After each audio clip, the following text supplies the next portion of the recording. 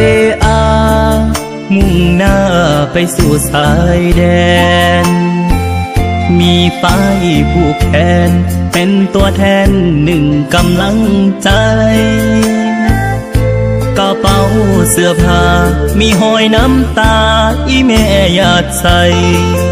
ลูกจากถ้าน้องเอาไว้บ่ให้ภัยมาทำลายขอสัญญาต่อหยดน้ำตาของแม่เจ้าบ่ยอมแพ้หากลูกแม่นี้ยังบ่ตาย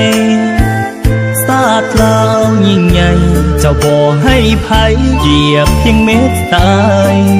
ต่อให้เหลือลมหายใจสุดท้ายจะขอมอบกายปกป้อง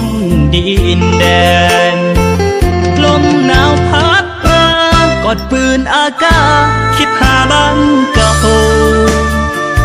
เห็นนกกาเว้าคงเสียงเศร้าๆคิดทอดหน้าแฟนทหารสั้นผู้น้อยกอดปืนยืนคอยกลางป่าชายแดนกำลังใจคือไฟผู้แขนแนวหลังคือแฟนที่คอยอยู่บ้านหน้าที่ทหารบ่ได้ต้องการทรัพย์สินเงินทองอยากเห็นพี่น้องทั่วท้องดินลาวได้สุขสำราญคือภาระยิ่งใหญ่ทุกดวงหัวใจไอ้น้องทหารหากเมื่อใดศัตรูคุกคานทหารขอเป็นแนวหน้า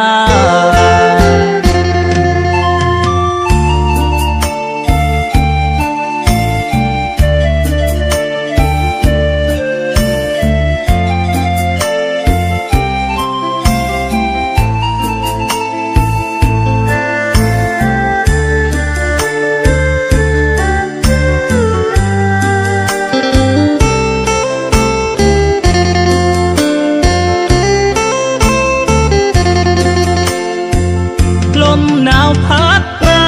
กอดปืนอากาศคิดหาบ้านเก่าเห็นนกกาเว้าคงเสียงเศร้าๆคิดทอดหน้าแฟนทหารสั้นผู้น้อยกอดปืนยืนคอยกลางป่าชายแดนกำลังใจคือไฟผู้แขนแนวหลังคือแฟนที่คอยอยู่บ้านหน้าที่ทหารบ่ได้ต้องการทรัพย์สินเงินทองอยากเห็นพี่น้องทั่วท้องดินลาวได้สุขสำราญคือภาระยิ่งใหญ่ทุกดวงหัวใจไอ้น้องทหารหากเมื่อใดศัตรูคุกคานทหารขอเป็นแนวหน้า